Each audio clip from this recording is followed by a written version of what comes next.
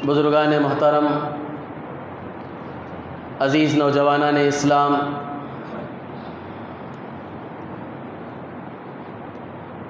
آج آپ حضرات کے سامنے مجھے ہمارے معاشرے میں ایک بہت بڑی خرابی، ایک بہت ہی بڑی لعنت جیسی چیز جو پھیل چکی ہے، عام ہو چکی ہے، بے دین لوگ وہ یہ کام کر رہے ہیں تو اس سے اتنی تکلیف نہیں ہوتی، اتنا دکھ نہیں ہوتا۔ خود دیندار لوگ جنہیں دین کا علم ہے، اسلامی تعلیمات سے وہ لوگ واقف ہیں، اسلام کے مزاج کو وہ جانتے ہیں، سمجھتے ہیں، اس کے باوجود اس برائی میں اور اس لعنت کی چیز میں مبتلا ہیں تو بہت افسوس ہوتا ہے کہ جب ایک دیندار طبقہ خود اس سے بچا ہوا نہیں ہے، اس لعنت میں مبتلا ہے، اس بری چیز کو اختیار کیے ہوئے ہے، تو پھر دوسروں کے بارے میں کچھ کہنا، لب کشائی کرنا، یہ بات کچھ سمجھ میں نہیں آتی۔ اللہ تعالی ہم سب کو صحیح معنوں میں سب سے پہلے خدا کا خوف عطا فرمائے، آخرت کا فکر نصیب فرمائے اور اپنی ذمہ داری کو سمجھنے کی اللہ توفیق عطا فرمائے۔ بزرگان محترم، جہیز ایک بہت ہی ناسور اور بہت ہی بری اور بڑی لعنت بن چکی ہے ہمارے اس معاشرے کی۔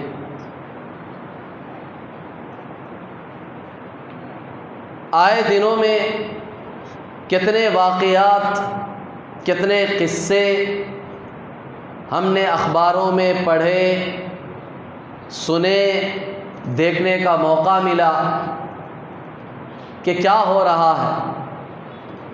غیروں کے یہاں اگر کچھ ہو رہا ہے تو وہ ان کی اپنی ناسمجھی کی وجہ سے ہے، ان کے سامنے باقاعدہ کوئی دین، کوئی مذہب، کوئی شریعت، کوئی تعلیمات، کوئی ایک ایسی کتاب نہیں ہے جو ان کی رہبری کر سکے، رہنمائی کر سکے۔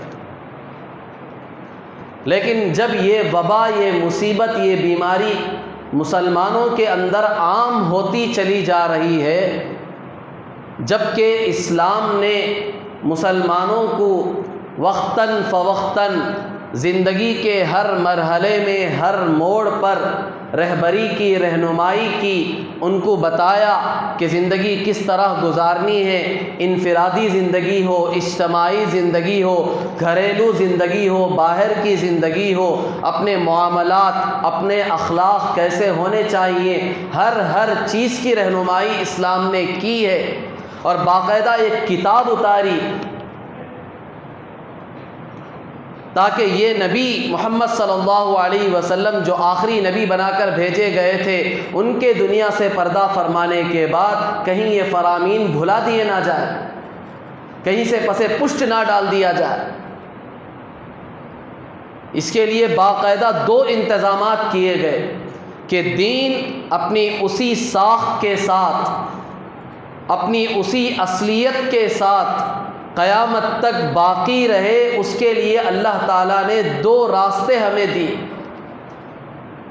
2 طرح سے اللہ نے نظام بنایا، اور اس کے رسول جناب محمد رسول اللہ صلی اللہ علیہ وسلم نے بھی اس کے پیچھے محنت کی، کوشش کی۔ چنانچہ آپ علیہ الصلاۃ والسلام کا جو آخری خطبہ تھا، حجۃ الوداع جسے کہتے ہیں، الوداعی خطبہ تھا، حج کے موقع پر اللہ کے رسول صلی اللہ علیہ وسلم نے وہ خطبہ دیا تھا۔ ذی الحجہ کا مہینہ تھا، اس کے بعد محرم، صفر، ربیع الاول، 3 مہینے بعد آپ اس دنیا سے پردہ فرما چکے۔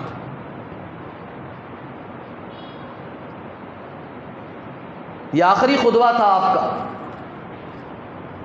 جو پورے صحابہ اکٹھا ہوئے تھے، تقریباً 1,24,000 صحابہ ان سب کو اللہ کے رسول صلی اللہ علیہ وسلم نے اکٹھا کیا کر کے یہ کہا کہ جو دین اللہ نے مجھے دیا تھا وہ دین میں نے کامل مکمل تم تک پہنچا دیا ہے، ذرہ برابر بھی اس میں میں نے خیانت نہیں کی، کوئی ایک شوشہ کوئی ایک گوشہ میں نے اپنے پاس نہیں رکھا، سب کا سب پہنچا دیا تمہیں۔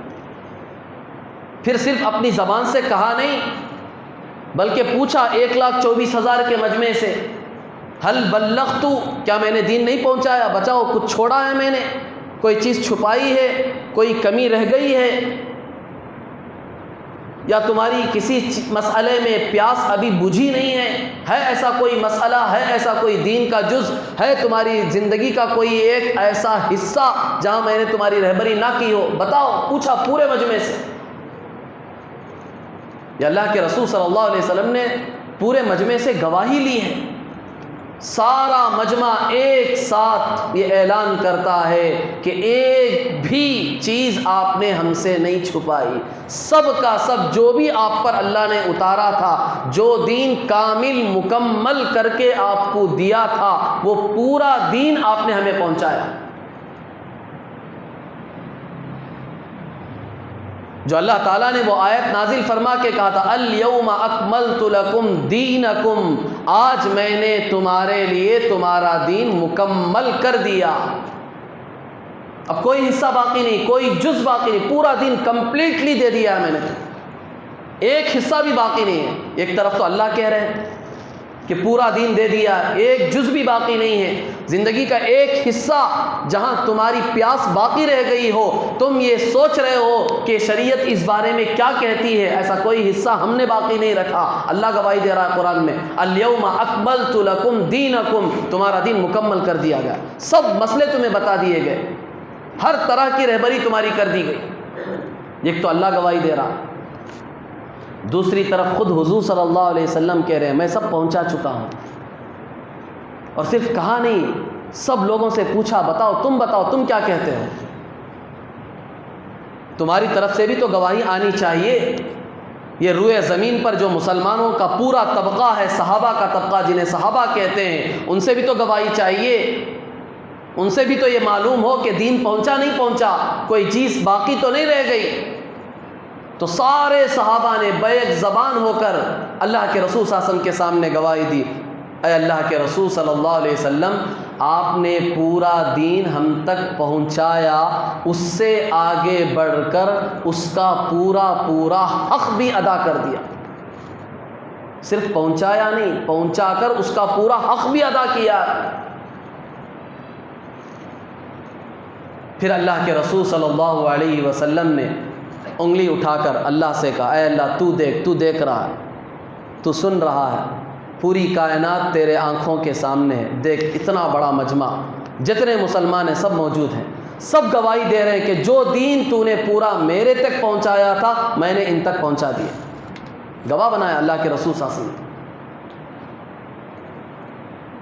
پھر حضور صلی اللہ علیہ وسلم نے یہ جملہ کہا فَلْيُبَلِّغِ الشَّاهِدُ الْغَائِبُ، اب جتنا مجمع یہاں ہے 1.25 لاکھ کا مجمع، اب تمہاری ذمہ داری ہے، اب تمہارے کاندھوں پر یہ ذمہ داری میں ڈال کر جا رہا ہوں، دنیا کے کونے کونے تک بسنے والے ایک ایک انسان تک یہ پورا دین پہنچانا تمہاری ذمہ داری۔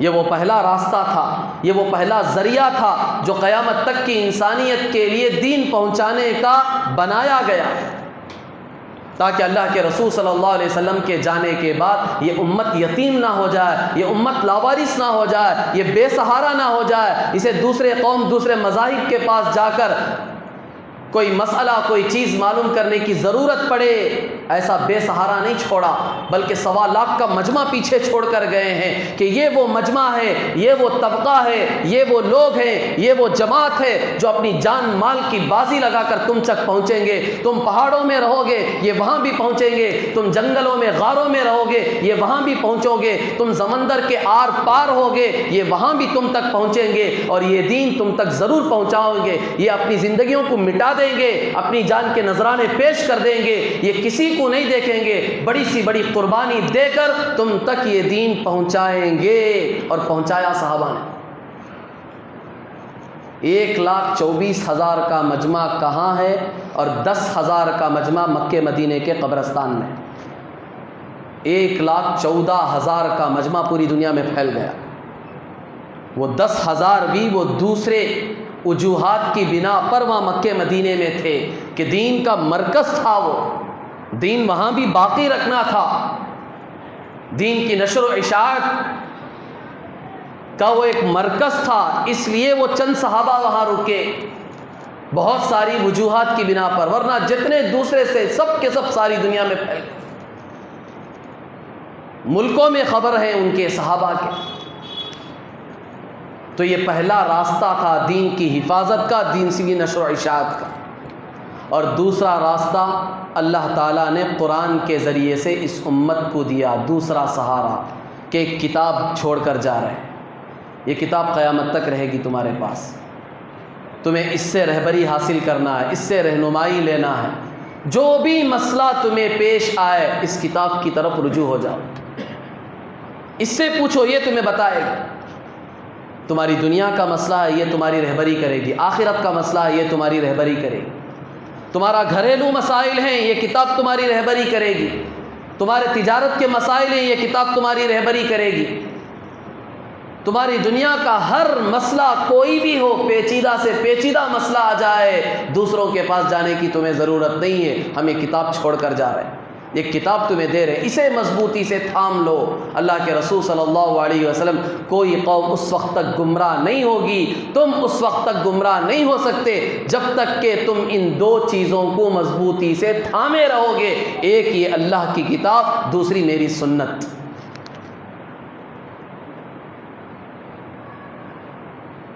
اتنی رہبری، اتنی رہنمائی، اتنے راستے، اتنے اسباب اور ذرائع اس امت کو اللہ نے دیے تاکہ یہ امت کبھی بھی نہ بھٹکے، کبھی بھی گمراہ نہ ہو اور اپنے زندگی کے مقصد کو بھلا کر زندگی نہ گزارے. آج مسلمان کا سب سے بڑا مسئلہ یہ ہے، اس کی سب سے بڑی غلطی یہ ہے کہ اس نے قرآن کو چھوڑا اور اللہ کے رسول صلی اللہ علیہ وسلم کی تعلیمات سے منہ موڑا. اور غیروں کے طریقے آج ہمیں اچھے لگنے لگے، جس کی وجہ سے ان کے پیچھے چلتے چلتے خود ہماری زندگیاں برباد ہو رہی ہیں، ہماری دنیا اور آخرت برباد ہو رہی ہے، اور اس کا ہمیں احساس تک نہیں ہے. زندگی کا ایک شعبہ ہم ایسا نہیں بتا سکتے جہاں مسلمان سکون کی زندگی گزار رہا. ہر شعبے میں آج مسلمان پریشان ہے. کیوں؟ اس لیے کہ اس نے اسلامی تعلیمات کو پس پش ڈال دیا ہے. اسے قرآن نہیں چاہیے، اسے اللہ کے نبی کی سنتیں نہیں چاہیے، اسے دنیا کا ماحول چاہیے، اسے دنیا کے دوسرے قوم، دوسرے مذاہب کے طور طریقے چاہیے. وہ یہ چاہتا ہے، وہ یہ پسند کرتا ہے کہ ان کے پیچھے چل کر میں کامیاب ہو جاؤں. زندگی کے ہر مرحلے میں آج مسلمان پریشان نظر آ رہا. اس لیے ضرورت اس بات کی ہے کہ ہم میں سے ہر ایک یہ تہیہ کرے، ارادہ کرے، پکی نیت کرے کہ ہم اسلامی تعلیمات کو کبھی نہیں چھوڑیں گے. خود بھی قرآن، اللہ کے رسول صلی اللہ علیہ وسلم کی سنت کو اپنے سینے سے لگا کر رکھیں گے اور اپنی نسلوں کو یہی سمجھائیں گے، انہیں یہی تعلیم دیں گے کہ ہماری دنیا اور آخرت کا قیمتی سرمایہ، ہماری جان سے زیادہ اگر کوئی قیمتی چیز اس روئے زمین پر ہے تو وہ اللہ کا کلام ہے اور ہمارے نبی جناب محمد رسول اللہ صلی اللہ علیہ وسلم کی سنت ہے. ان دو چیزوں کو گھول کر پلاؤ اپنی نسلوں کو کہ انہیں یہ بات اچھی طرح سمجھ میں آ جائے کہ دنیا کی کوئی چیز ہمارے لیے کامیابی کا ذریعہ نہیں بن سکتی. نہ مال، نہ عزت، نہ ہمارے عہدے، نہ لوگ، نہ اور کوئی چیز ہمارے لیے کامیابی کا سبب بن سکتے ہیں، ذریعہ بن سکتے ہیں. اگر ہمیں کامیابی چاہیے، اگر ہمیں عزت راحتیں چاہیے، چاہے وہ دنیا کی ہو چاہے وہ آخرت کی ہو، وہ ملے گی صرف اور صرف اسلام میں، دین میں. یہ بات ہمیں پتھر کے نقش کی طرح اپنے دل میں محفوظ کرنا ہے اور اپنے بچوں کو، نسلوں کو محفوظ کرانا ہے. غرض بزرگان محترم، تو میں عرض کر رہا تھا کہ معاشرے میں ایک بڑی لعنت اور بہت بری چیز جو جہیز کے نام سے چل پڑی ہے، جس کے بڑے پرخطر اثرات اور نتائج ہمارے سامنے بہت پہلے سے بھی آ رہے تھے، آج بھی آ رہے ہیں، بلکہ اب اس میں روز بروز اضافہ ہوتا جا رہا ہے۔ اسلام ایک نام تھا، مسلمان ایک شان کی قوم تھی، جس کا نام سن کر دنیا اپنی سر جھکانے پر مجبور ہو جاتی تھی۔ آج وہی مسلمان خود سر اٹھانے سے کترا رہا ہے۔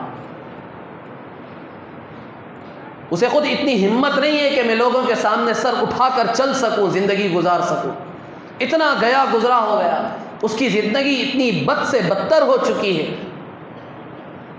معاشرے میں آج مسلمان کا نام لیا جاتا ہے تو جتنی بھی معاشرے کی برائیاں ہیں، جتنی بھی خرابیاں ہیں، وہ سب مسلمان کا نام لیتے ہی فوراً سامنے نظر آتی ہیں کہ یہ سارے کام کرنے والا کون ہے؟ مسلمان ہے۔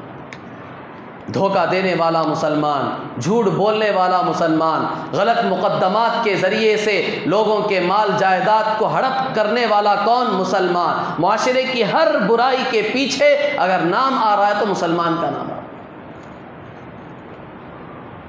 ہاں، اس میں باطل کی بھی کچھ محنتیں ہیں، سازشیں ہیں، اس سے انکار نہیں ہے۔ میڈیا کا بھی بہت بڑا ہاتھ ہے، سوشل میڈیا کا، پرنٹ میڈیا کا، الیکٹرانک میڈیا کا بہت بڑا ہاتھ ہے، لیکن ان کے ساتھ ساتھ اس میں ہمارا بھی تو دخل ہے۔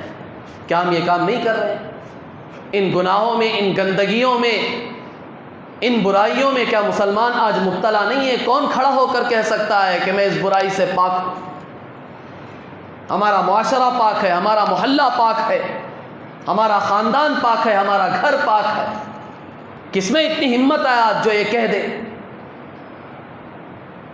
ان برائیوں سے پاک کرنا ہماری ذمہ داری ہے، دوسرے ہمیں نہیں پاک کریں گے، ہمیں خود اس کی محنت اپنی ذات سے، اپنے گھر سے، اپنے خاندان سے کرنی ہے، اپنے محلے سے کرنی ہے، ان برائیوں کو جڑ سے ختم کرنے کی کوشش کرنی ہے۔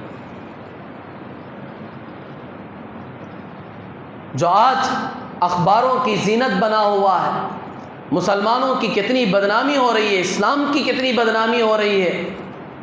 جو اسلام آیا تھا پوری انسانیت کی رہبری کرنے کے لیے، جو اسلام آیا تھا پوری انسانیت کو دنیا اور آخرت کی عزت راحت دینے کے لیے، جو اسلام آیا تھا لوگوں کو، انسانوں کو دوزخ کی آگ سے بچانے کے لیے، آج اسی اسلام کے نام پر مسلمان دوسروں کو کیا ان گندگیوں سے بچائیں گے، دوزخ کی آگ سے کیا بچائیں گے؟ ہم خود اس کی طرف دوڑ رہے ہیں، لپک رہے ہیں۔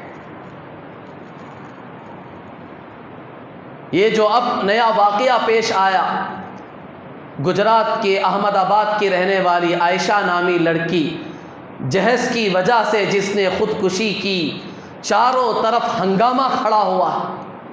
کتنی بدنامی ہو رہی ہے، کس کی ہو رہی ہے؟ اسلام کی، مسلمان کی، قرآن کی، اللہ کے رسول صلی اللہ علیہ وسلم کی پاکیزہ زندگی کی۔ انگلی اٹھانے والے اٹھا رہے ہیں، سب پر انگلیاں اٹھا رہے ہیں۔ کس کی وجہ سے اٹھا رہے ہیں؟ ہماری وجہ سے اٹھا رہے ہیں۔ اللہ کی ذات پر انگلیاں اٹھ رہی ہیں، رسول اللہ صلی اللہ علیہ وسلم کی ذات پر انگلیاں اٹھ رہی ہیں، آپ کی پاکیزہ سیرت، آپ کی پاکیزہ زندگی پر انگلیاں اٹھ رہی ہیں، قرآن پر انگلیاں اٹھ رہی ہیں۔ اس کے بنیادی وجوہات کون ہیں؟ اس کی بنیادی وجہ کون بن رہے ہیں؟ وہ ہم بن رہے ہیں۔ جہیز کی لعنت کو نہ ہم نے ختم کرنے کی کوشش کی، نہ اس کا ہم نے ارادہ کیا۔ یہ ایک واقعہ نہیں ہے۔ خود اخباروں کی انڈین ایکسپریس کی رپورٹ کے مطابق 2012 سے لے کر 2015 صرف 3 سال کے عرصے میں 24,771 اموات ہوئی ہیں صرف اس جہیز کی وجہ سے۔ تقریباً 25,000 اموات ہوئی ہیں، جانیں گئی ہیں صرف اس جہیز کی لعنت کی وجہ سے۔ یا تو جہیز نہیں دیا گیا یا جہیز کم دیا گیا، جتنا مطالبہ کیا گیا تھا اتنا نہیں ملا۔ صرف 3 سال کے عرصے میں 25,000۔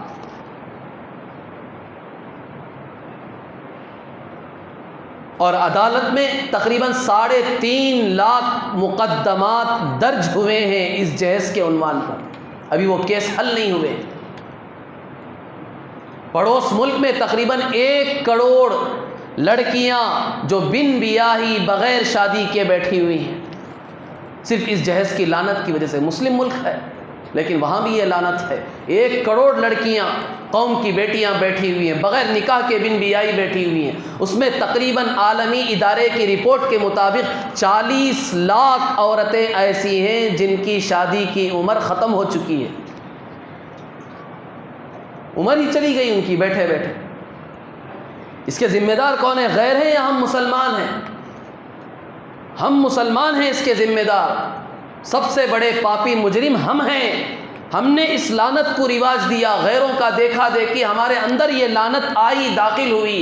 ہم میں سے ہر ایک مطالبہ کرتا ہے، کوئی کھلم کھلا بے شرم و حیا بن کر مطالبہ کرتا ہے، کوئی بڑے اچھے انوکھے انداز میں جہیز کا مطالبہ کرتا ہے، کوئی خفیہ طریقے سے مطالبہ کرتا ہے، کوئی دوسروں کو ذریعہ بنا کر ان کے ذریعے سے جہیز کا مطالبہ کرتا ہے۔ بہرحال معاشرے کا 95% 95% مسلم معاشرے کا طبقہ ایسا ہے جو اس لعنت کی بیماری میں ملوث ہے۔ کوئی کھلم کھلا بھیک مانگ رہا ہے، کوئی خفیہ طریقے سے مانگ رہا ہے، کوئی دوسرے بہانے کر کے مانگ رہا ہے، کوئی دوسروں کو واسطہ بنا کر بھیک مانگ رہا ہے۔ بہرحال مانگ تو اکثر رہے ہیں۔ اب یہ جہیز دیں گے کیسے وہ ماں باپ؟ استطاعت نہیں ہے لیکن بوجھ ڈالا جا رہا ہے، دیں گے تو نکاح کیا جائے گا، نہیں تو نکاح نہیں ہوگا۔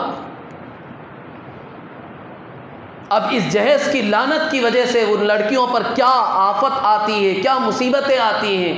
کتنی لڑکیاں بن بیائی گھروں میں بیٹھی، وہ بھی تو ایک انسان ہے، ایک فطری خواہش اللہ نے رکھی ہے ان کے اندر، مرد کے اندر بھی ہے عورت کے اندر بھی ہے۔ اس فطری خواہش کے بغیر اس روئے زمین کی کوئی مخلوق زندہ نہیں رہ سکتی، آپ یاد رکھیں، چاہے وہ انسان ہو، چاہے وہ جنات ہو، چاہے وہ چرند ہو، چاہے وہ پرند ہو، چاہے وہ جانور ہو، کہیں کے بھی رہنے والی مخلوق جن کے اندر بھی اللہ نے زندگی رکھی ہے، اس روئے زمین کی پوری مخلوق اس فطری خواہش کے بغیر زندہ نہیں رہ سکتی۔ اس کی خواہش جب تک پوری نہیں ہوگی وہ زندہ نہیں رہے گی۔ جانوروں کے لیے کوئی قید نہیں ہے، انہیں اللہ نے بالکل آزاد چھوڑا ہے، وہ اپنی خواہشات جیسے چاہے پوری کر سکتے ہیں، لیکن انسانوں میں خاص طور پر مسلمانوں کو اللہ نے پابند بنایا ہے۔ اللہ نے کہا یہ فطری خواہش ہے، تمہاری ضرورت ہے، ہم تمہیں اس سے منع نہیں کرتے، لیکن اس کے لیے ہم نے تمہیں ایک پاک حلال راستہ دیا ہے، وہ نکاح کا راستہ دیا، اس کے ذریعے سے اس خواہش کو پوری کرو۔ مرد بھی اس کے ذریعے سے اپنی خواہش پوری کرے، عورت بھی اس کے ذریعے سے اپنی خواہش پوری کرے۔ یہ دنیا میں انسانی نسل کی افزائش کا سب سے بڑا ذریعہ ہے نکاح، اسی کے ذریعے سے دنیا کی آبادی پھیلے گی۔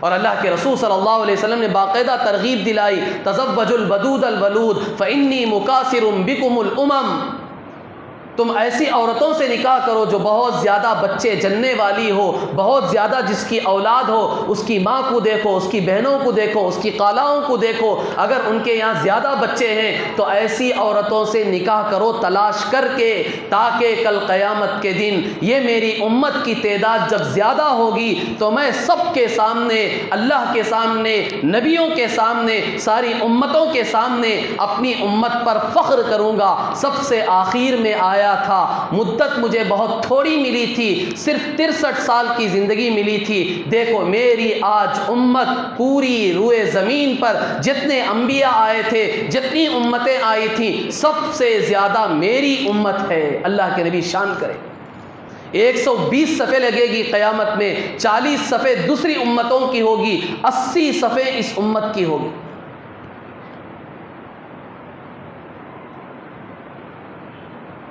نکاح کو تو بڑا آسان بنایا، اور حدیث میں اللہ کے رسول صلی اللہ علیہ وسلم نے کہا اعظم النکاح برکتاً ایسرہ مؤونہ، نکاح میں سب سے زیادہ برکت والا نکاح وہ ہے جس میں خرچ کم ہو۔ جس نکاح میں خرچ کم ہوگا اس میں اللہ سب سے زیادہ برکت ڈالے۔ آج ہمارے یہاں سب سے بہترین عالی شان نکاح کسے سمجھا جاتا ہے؟ وہ نکاح سمجھا جاتا ہے جو نکاح شادی محلوں میں ہو، کروڑوں روپے کے صرفے کے ساتھ ہو۔ ایسے نکاح کو سب سے زیادہ اہمیت دی جاتی ہے، سب واہ واہ کرتے ہیں، لوگ تعریفیں کرتے ہیں، گھروں جا کر اس کی تعریف کرتے ہیں، مہینے گزر جاتے ہیں، تعریفوں کے پل باندھتے رہتے ہیں، تعریف ختم کرنے کے لائق نہیں۔ آج ہم تو اس نکاح کو برکت والا سمجھ رہے ہیں، اس نکاح کی اہمیت ہے ہمارے نزدیک۔ کوئی دیندار آدمی سیدھے سادے طریقے سے مسجد میں آ کر مختصر خرچ کے ساتھ نکاح کرتا ہے تو ایک آدمی کی زبان سے بھی اس نکاح کے لیے دعائیں نہیں نکلتی، کوئی ایک آدمی اس کی تعریف کرنے کے لیے تیار نہیں۔ کیوں؟ اس لیے کہ اس کے مزاج کے مطابق یہ نکاح نہیں ہوا۔ کوئی شان و شوکت نہیں، کوئی ویڈیوگرافی نہیں، کوئی بینڈ باجا نہیں، کوئی قسم قسم کے کھانے نہیں ہیں، کوئی مرد و عورت کا اختلاط نہیں ہے۔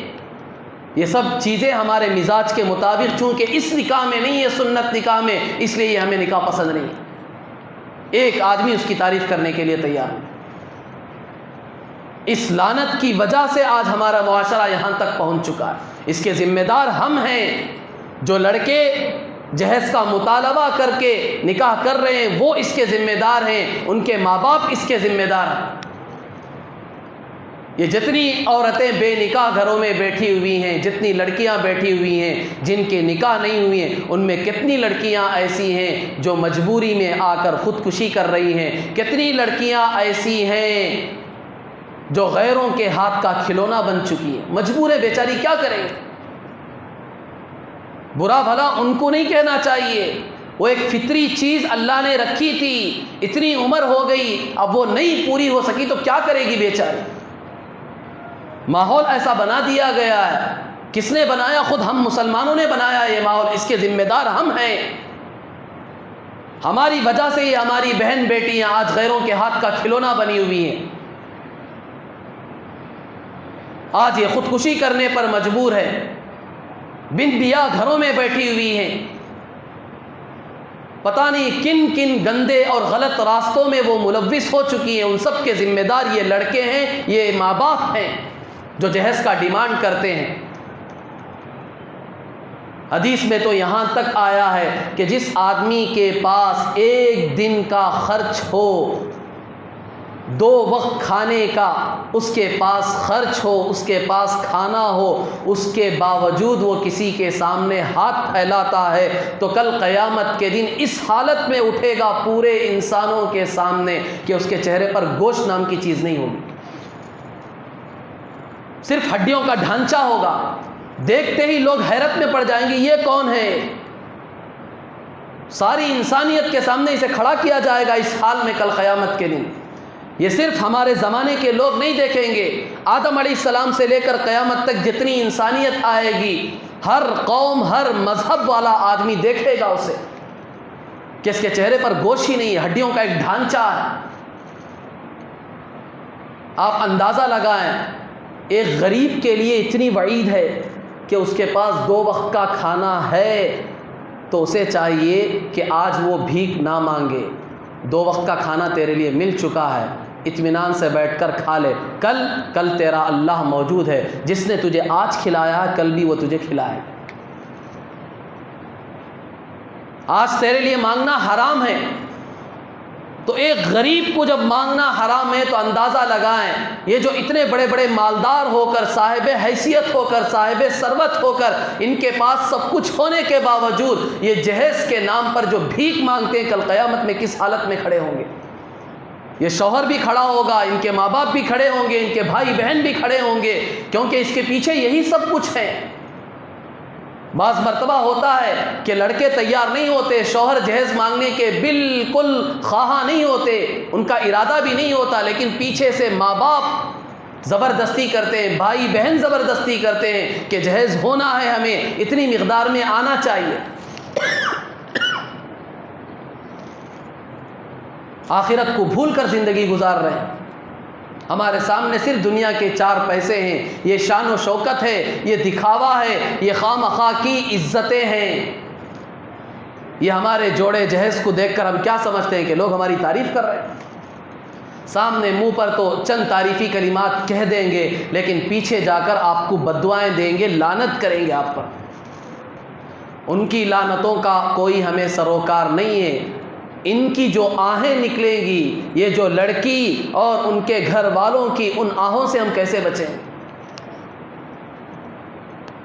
اسی لیے اللہ کے رسول صلی اللہ علیہ وسلم نے صاف حدیث میں فرمایا، اتقی دعوت المظلوم، مظلوم کی بد دعا سے بچو، اس لیے کہ اس کی بد دعا اور آسمان کے درمیان کوئی پردہ نہیں ہے، اللہ کے درمیان کوئی پردہ نہیں۔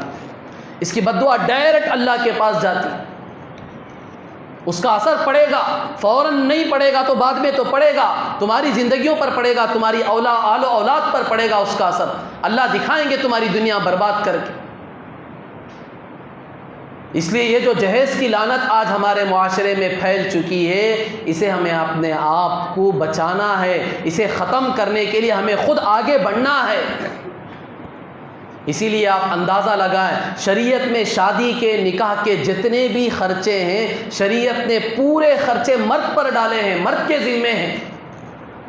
مہر دینا مرد کا ذمہ ہے، ولیمہ کرنا مرد کا ذمہ ہے، گھر میں بیوی کے کھانے پکانے اور اس کے نان نفقے کا خرچہ مرد کے ذمے ہے، بچوں کی پرورش کا خرچہ مرد کے ذمے ہے، گھر کا کرائے کا خرچہ مرد کے ذمے، عورت کے ذمے ایک چیز بھی شریعت نے نہیں رکھی، پورے خرچے مرد کے ذمے ہیں کہ یہ تیری ذمہ داری ہے، تیرے ذمے ہیں یہ سارے خرچے اٹھانے۔ اس طرح جہیز کے نام پر بھیک مانگنا یہ تیرے لیے جائز نہیں ہے۔ اس کی وجہ کیا ہے؟ اس کی وجہ یہ ہے کہ جب شادی ہوتی ہے، نکاح ہوتا ہے، تو سب سے زیادہ خوشی آپ کو معلوم ہے کسے ہوتی ہے؟ کسے ہوتی ہے؟ سب سے زیادہ خوشی شوہر کو ہوتی ہے، شوہر کے جو ماں باپ ہیں ان کو ہوتی ہے، اور شوہر کے جو بھائی بہن ہیں ان کو ہوتی ہے سب سے زیادہ خوشی۔ یہ سب سے زیادہ خوش ہوتے ہیں، کیوں؟ اس لیے کہ ان کے گھر میں ایک فرد کا اضافہ ہو رہا ہے، ایک عورت ان کے گھر میں آ رہی ہے، گھر میں زیادتی ہو رہی ہے۔ اب یہ سوچتے ہیں کہ ہمارا گھر اب آباد ہوگا، ہمارے گھر میں اب اضافہ ہوگا، ہماری نسل، ہمارا خاندان اب آگے بڑھے گا۔ شوہر سوچتا ہے کہ بہت سارے بوجھ جو میرے کاندھے پر تھے، بہت سارے کام جو میں خود کرتا تھا، اب وہ میری بیوی کرے گی۔ ماں باپ خود سوچتے ہیں گھر کے بہت سارے کام کاج جو ہم کرتے تھے اب وہ یہ بیوی کرے گی۔ بھائی بہن سوچتے ہیں گھر کے بہت سارے کام کاج جو ہم خود کرتے تھے اب وہ یہ آنے والی عورت کرے گی۔ سب خوش ہیں، ماں باپ خوش ہیں، شوہر خوش ہے، بھائی بہن خوش ہے، مرد کا، شوہر کا پورا گھرانہ خوشی منا رہا ہے نکاح کے وقت۔ تو شریعت نے پوری ذمہ داری خرچ کی مرد کے کاندھوں پر ڈالی۔ خوشی تمہیں ہو رہی ہے، اب پوری ذمہ داری تمہارے کاندھوں پر۔ اسی لیے قرآن پاک کے 5ویں پارے کے 2 صفحے میں یہ جو اللہ تعالیٰ نے مردوں کو نگران کہا، الرجال قوامون علی النساء بما فضل اللہ بعضهم علی بعض وبما انفقوا من اموالہم۔ اے مردوں، تمہیں ہم نے جو حاکم بنایا ہے، نگران بنایا ہے، جو تمہیں پاور والا بنایا ہے، اس کی ایک وجہ یہ بھی ہے کہ تم اپنے مال میں سے ان پر خرچ کرو گے، بھیک مانگ کر خرچ نہیں کرو گے، تمہیں تمہارے مال میں سے خرچ کرنا ہے۔ یہ صاف آیت بتا رہی ہے کہ تمہیں تمہارے مال میں سے خرچ کرنا ہے، بھیک مانگ کر خرچ نہیں کرنا ہے جہیز لے کر۔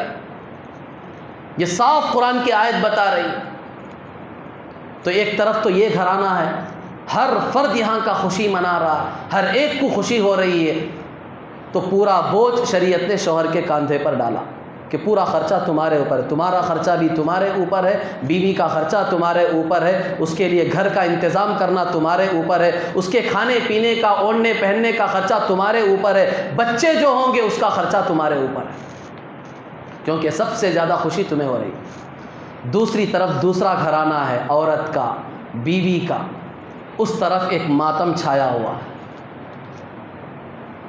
وقتی خوشی آپ کو دکھ رہی ہے کہ ایک بوجھ جو ماں باپ کے کاندھوں پر تھا بچی کا، کہ اس کا نکاح کب ہوگا، کس گھرانے میں جائے گی، ہماری ایک جو ذمہ داری ہے وہ ذمہ داری کاندھوں پر سے اٹھ گئی۔ بظاہر تو مسکرا رہے ہیں لیکن اندر سے دل روتا ہے ان کا۔ جتنے لوگ یہاں بیٹھے ہوئے ہیں جن کی بچیوں کی شادیاں ہوئی ہیں وہ جانتے ہیں صرف ظاہر میں مسکراہٹ ہے، وہ ان کے لب مسکرا رہے ہیں لیکن اندر سے دل رو رہا ہے کہ جس بچی کو 15-20 سال سے اپنے سینے سے لگا کر ہم نے پالا تھا، جس کی ہر نزاکت کو ہم نے برداشت کیا تھا، جس کی ہر ارمان ہر خواہش کو پورا کیا تھا، آج اسے غیروں کے حوالے کر رہے ہیں۔ پتہ نہیں جس کے پاس جا رہی ہے، جس گھر میں جا رہی ہے، وہ لوگ کیسے ہیں، اس کے ساتھ کیسا برتاؤ کریں گے، اس کے خواہشات کا خیال رکھیں گے نہیں رکھیں گے، اس کی زندگی وہاں کیسے گزرے گی۔ ایک طرف تو شوہر کا مسئلہ ہے، دوسری طرف ساس سسر کا مسئلہ ہے، تیسری طرف اس کے بھائی بہنوں کا مسئلہ ہے، ایک پوری فیملی ہے جو سب اجنبی ہیں۔ اب اتنے اجنبی لوگوں کے پاس اپنی لخت جگر کو، نور نظر کو، چاند جیسے چہرے کو، اپنے دل کے ٹکڑے کو، جسم کے ایک حصے کو کاٹ کر دیا جا رہا ہے، تو یہ گھر والوں پر تو پورا کا پورا ماتم چھایا ہوا ہے۔ ماں رو رہی ہے، بھائی رو رہا ہے، بہن رو رہی ہے، باپ رو رہا ہے، سب رو رہے ہیں۔ یہاں وقتی خوشی ہے، لوگوں کو دیکھ کر مسکرا رہے ہیں، صرف ہونٹ ان کے مسکرا رہے، دل اندر سے کڑ کڑ کے رو رہا ہے۔ تو اس لیے شریعت نے ان کے کاندھوں پر کوئی خرچ نہیں ڈالا کہ پہلے ہی مصیبتوں کے پہاڑ ان پر ٹوٹ رہے ہیں، تمہیں پتہ نہیں ہے۔ اپنے دلوں پر پتھر رکھ کر یہ اپنے جگر کے ٹکڑے کو تمہارے حوالے کر رہے ہیں، صرف اس امید پر کہ تم اس کو دیکھ لو گے، اس کی خوشی کا خیال رکھ لو گے۔ اتنی تکلیفیں تو شریعت نے کہا کہ اور تکلیف تمہارے اوپر شریعت نہیں ڈالے گی، تم بالکل فری رہو، تمہارے اوپر ایک پیسے کا خرچ نہیں ہے۔ شریعت کا مزاج کہاں تک خیال کیا شریعت، لوگوں کے احساسات کا خیال کیا ہے شریعت نے، صرف ظاہر کو نہیں دیکھا، باطن کے اثرات تک کا خیال رکھا ہے۔ اس لیے لڑکی والوں پر ایک نئے پیسے کا خرچہ نہیں ہے، پورا ٹوٹلی خرچ شوہر پر ہے، گھر والوں پر ہے۔ اس کے باوجود اگر گھر والے جہیز مانگ رہے ہیں، اس لعنت کو اپنے گھر میں لا رہے ہیں، تو ہماری دنیا اور آخرت برباد نہیں ہوگی تو کیا ہوگا۔ آخر میں ایک بات کہہ کے میں اپنی بات کو ختم کروں۔ بہت سے لوگ جو جہیز لیتے ہیں وہ دلیل میں اللہ کے رسول صلی اللہ علیہ وسلم کی لخت جگر نور نظر حضرت فاطمہ الزہرا رضی اللہ تعالی عنہا کی زندگی پیش کرتے ہیں کہ حضور صلی اللہ علیہ وسلم نے بھی تو ان کو جہیز دیا تھا۔ کتنی شرم آنی چاہیے جو لوگ دلیل میں یہ چیز پیش کرتے ہیں۔ شرم نام کی چیز بھی نہیں ہے، بھیک مانگ رہے ہیں اس میں یہ واقعہ پیش کر رہے ہیں سیرت کا۔ اسی لیے کہا جاتا سیرت پڑھو، سمجھو واقعہ کیا تھا، حالت کیا تھی اس وقت۔ حضرت علی رضی اللہ تعالیٰ عنہ جو حضور صلی اللہ علیہ وسلم کے داماد ہیں، پہلے داماد ہیں، فاطمہ الزہرا رضی اللہ تعالیٰ عنہا کے شوہر ہیں، بچپن سے حضور صلی اللہ علیہ وسلم کے گھر میں ان کی پرورش ہوئی۔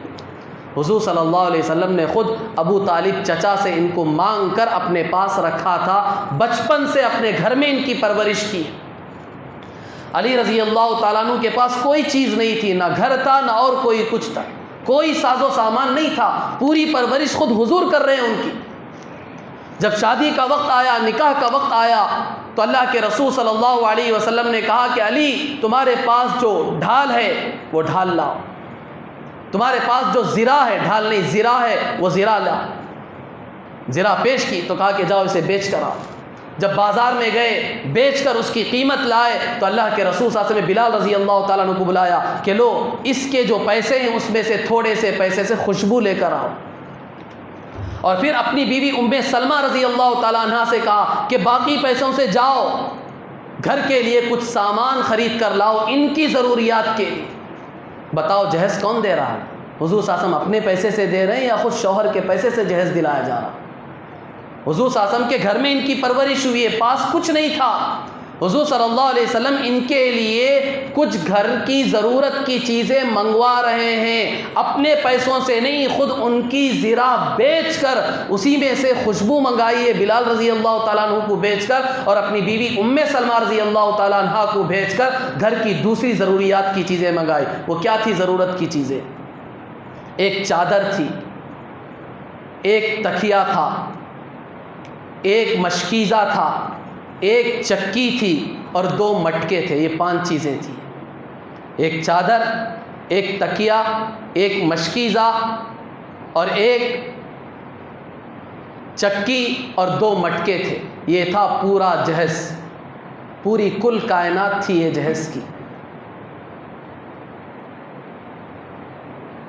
اللہ کے رسول صلی اللہ علیہ وسلم کی لخت جگر نور نظر، جو جنت کے سارے عورتوں کی سردار ہوگی، اس کا نکاح ہو رہا ہے، اور اس کے پورے کل کائنات کی جہیز یہ ہے۔ 5 چیزیں ہیں۔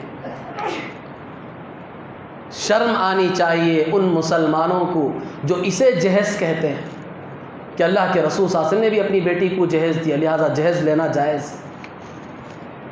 شرم نام کی چیز بھی کوئی ہونی چاہیے۔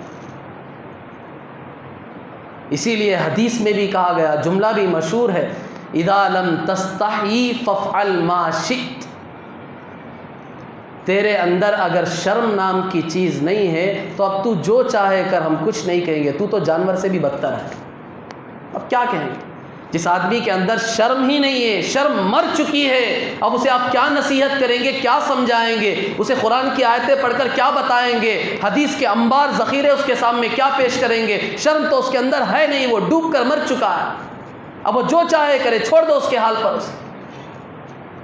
یہ ہے جہیز جسے دلیل بنا کر تم جہیز مانگ رہے ہو غیروں سے۔ اتنی بڑی لعنت کی چیز ہے یہ جہیز۔ برکت نہیں ہوگی گھروں میں، جن کے گھروں میں جہیز آتا ہے، لوگوں سے مانگتے ہیں۔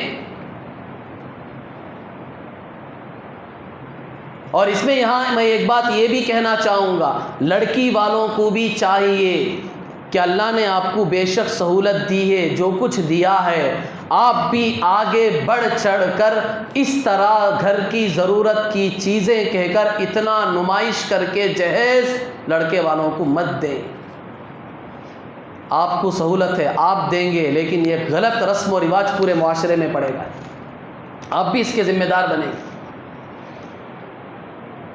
کون کہتا ہے کہ لڑکی کو پورے عیش و عشرت کے ساتھ رکھو؟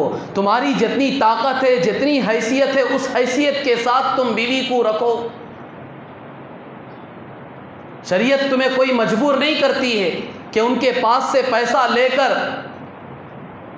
تم پوری خوشیاں تمہاری بیوی کو دو۔ شریعت تمہیں اس کا مکلف نہیں بناتی ہے، مجبور نہیں کرتی ہے۔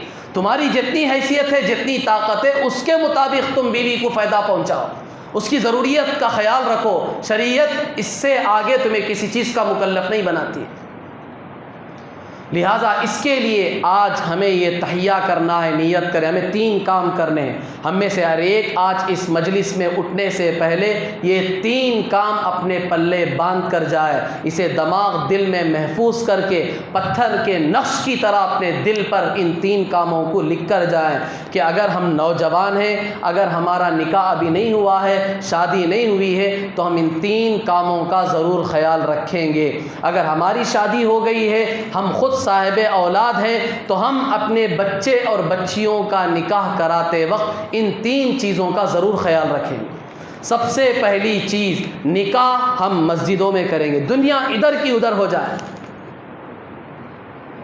دنیا والے لاکھ کچھ کہیں، خاندان والے کچھ کہیں، کسی کو مت دیکھو۔ ہمارے ذمے اللہ رسول کو خوش کرنا ہے، دنیا والوں کو خوش کرنا ہماری ذمہ داری نہیں ہے۔ یہ لکھ کے رکھ لو پہلی بات۔ ہم یہ سمجھتے ہیں کہ لوگوں کو خوش کرنا ہے، نہیں، اللہ ہمیں مکلف بناتا ہے کہ مجھے خوش کرو، میرے حبیب کو خوش کرو، اس کے تم پابند ہو، لوگوں کو خوش کرنے کے تم پابند نہیں ہو۔ تو پہلی بات، نکاح مسجدوں میں کرو۔ اللہ کے رسول صلی اللہ علیہ وسلم نے کہا اعلنوا ھذا النکاح واجعلوہ فی المساجد، نکاح کا اعلان کرو، معلوم ہو سب کو نکاح ہو رہا ہے۔ اعلان کرنے کا مطلب 100 200 500 روپے والے کارڈ چھپانا سو نہیں، اعلان کا مطلب لوگوں کو اطلاع دینا ہے، ان کو باخبر کرنا۔ محلے میں ہیں تو چل پھر کر دعوت دے دو، اور دور ہیں تو واٹس ایپ میسج کے ذریعے سے یا فون کے ذریعے سے دے دو، یہ بھی کافی ہے۔ اس کے پیچھے بھی لاکھوں کے روپے خرچ کرنے کی کوئی ضرورت نہیں۔ اور حضرت کے نبی نے خود کہا وَاجْعَلُوهُ فِي الْمَسَاجِدِ، مسجدوں میں نکاح کرو، یہ پہلا کام۔ آج کا ہر نوجوان یہ نیت کرے، پکا ارادہ کرے کہ میں اپنا نکاح ہر حال میں مسجد ہی میں کروں گا، چاہے ماں باپ تیار نہ ہو کوئی حرج نہیں، میں اپنا نکاح مسجد میں کروں گا۔ دیکھو یہاں ماں باپ کی رضامندی کوئی چیز نہیں ہے۔ ماں باپ چاہ رہے ہیں نکاح شادی محل میں ہو، ہم کہیں گے نہیں، سنت طریقہ ہے، اچھے طریقے سے حکمت سے اپنے والدین کو راضی کرے، تیار کرے اور مسجد میں نکاح کرے، یہ پہلا کام۔ دوسرا کام، لڑکیوں کی دعوتوں کو رد کر دو۔ ان کی دعوتوں کا یہ جو نظام ہے، نکاح کے بعد جو عام طور پر لڑکیوں کی طرف سے دعوت دی جاتی ہے یا ہم خود بھیک مانگ کر لیتے ہیں، یہ صاف کہہ رہا ہوں، بھیک ہی اور کیا ہے۔ کیوں مانگ رہے ہیں آپ؟ اپنے رشتہ داروں کو بلا کر کھلا رہے ہیں، بھیک کی دعوت کھلا رہے ہیں، اور یہ دعوت ہی حرام ہے۔ یا ایھا الذین آمنوا لا تأکلوا اموالکم بینکم بالباطل، آپس میں ایک دوسرے کا مال حرام طریقے سے مت کھاؤ۔ لڑکی والے راضی نہیں ہیں، زبردستی دعوت مانگ رہے ہیں آپ، تو آپ کا مانگنا بھی حرام اور ہمیں بلا کر کھلانا بھی حرام ہے۔ خود بھی حرام کام میں مبتلا ہو رہے، دوسروں کو بھی حرام کام میں مبتلا کر رہے ہیں۔ آدمی کا مال بغیر اس کی رضامندی اور خوشی کے لینا حرام ہے، حرام حدیث ہے۔ لا یحل لامرئ، حدیث کے الفاظ صاف ہیں، کسی آدمی کے لیے جائز ہی نہیں ہے، حلال نہیں ہے کہ اس کی خوشی کے بغیر اس کا مال تم لے کر استعمال کرو۔ نکاح کی دعوت میں تو یہی، اور کون ہے ماں باپ جو خوشی خوشی نکاح کی دعوت آپ کو کرائیں گے؟ آپ تو مانگتے ہیں، باقاعدہ ایک رواج بن چکا ہے، ماں باپ بھی مجبور ہیں، ان کی حیثیت نہیں ہے۔ ایک بیٹی کا نکاح کراتے کمر ٹوٹ جاتی ہے۔ میر تقی میر جو اتنا بڑا شاعر گزرا ہے، خود اس نے اپنی بیٹی کا جب نکاح کرایا، شادی کرائی، تو مجبوراً جہیز دینا پڑا، جس کی وجہ سے اس کی کمر ٹوٹ گئی اور اسی بیماری میں مبتلا ہو گیا، جس کی وجہ سے جب بیٹی کو یہ بات پہنچی تو بیٹی سوچ سوچ کر اسی سوچ و فکر میں اس کا انتقال ہو گیا۔ جب میر تقی میر جب اس کے جنازے میں پہنچا، اس کی نعش کو دیکھا، تو اس نے اس وقت یہ کہا کہ میں نے تجھے سب کچھ دیا، بس ایک چیز جہیز میں دینا بھول گیا، وہ تھا تیرا کفن۔ یہ بھی دے دیتا، کیونکہ جہیز تو اسی کا نام ہے، کفن کے ساتھ ہے، کیونکہ وہاں سے تیری لاش ہی آئے گی، اور کیا آئے گی۔ جہیز جو مانگتے ہیں وہ کفن مانگ رہے ہیں۔ وہ چند دنوں بعد میر تقی میر کا بھی انتقال ہو گیا اسی غم میں۔ یہ ہوتا ہے، کتنے لوگ آج کیسی کیسی مصیبتوں میں مبتلا ہو رہے ہیں۔ لڑکیاں وہ جان دے رہی ہیں، ماں باپ جو قرض کا بوجھ برداشت نہ کرنے کی وجہ سے شادی تو کرا دی، نکاح تو کرا دیا، اس پر جو خرچ آیا وہ ادا نہ کرنے کی وجہ سے وہ کتنے لوگ مر رہے ہیں، خودکشیاں کر رہے ہیں۔ یہ پوری بددعائیں، لعنتیں نہیں پہنچے گی لڑکوں والوں پر؟ تو اس لیے یہ عورتوں کے گھر کی جو دعوت ہے نکاح کے بعد، جو عام طور پر دعوت ہوتی ہے، اسے ختم کریں۔ براہ راست نکاح کے بعد ڈائریکٹ ولیمے کی دعوت کرے، وہ لڑکے والوں کی طرف سے دعوت ہوگی، اور وہ بھی عالیشان کرنے کی ضرورت نہیں۔ آپ کی جتنی طاقت ہے، جتنی سہولت ہے، آپ صاف کہتے ہیں ہمارے اتنے آدمی آئیں گے، آپ کے اتنے آدمیوں کو آپ بلا لیں، 50 یا 100، میری اتنی طاقت ہے، میں اتنے لوگوں کو دعوت دے سکتا ہوں، آپ ولیمے کی دعوت میں بلائیں۔ اور تیسرا، یہ جو بارات، عام طور پر یہ دعوت کے نظام پر ہی یہ بارات موقوف ہے، یہ بارات جو عام طور پر چلتی ہے اسے بھی ختم کرے، اس نظام کو بھی، اس سلسلے کو بھی ختم کرے۔ دوسرے جتنے خرافات ہیں، ان سارے خرافات کو ختم کرنے کی کوشش کریں۔ یہ کام اگر آج ہی سے خود اپنی ذات سے، اپنے گھر سے، اپنے خاندان سے اگر ہم اس کی ابتدا کریں گے تو انشاءاللہ کوئی کرے یا نہ کرے، اللہ ہمیں ضرور ثواب دے گا۔ جتنے لوگ ہمارا دیکھ کر کریں گے انشاءاللہ اس کا ثواب بھی ہمیں صدقہ جاریہ کے طور پر قیامت تک انشاءاللہ ملتا رہے گا۔ اس لیے آپ لوگوں سے بھی گزارش ہے، درخواست ہے کہ آپ لوگ بھی اس کا اہتمام کریں، اپنے دوست و احباب ہو، اپنے گھر کے جو نکاح ہو رہے ہیں، اپنے خاندان کے جو نکاح ہو رہے ہیں، ان کو بھی ترغیب دلائیں، ان کو بھی سمجھائیں۔ معاشرے میں ایک جو بہت بڑی خرابی پھیل چکی ہے، ان خرابیوں کو دور کرنے کی کوشش کریں۔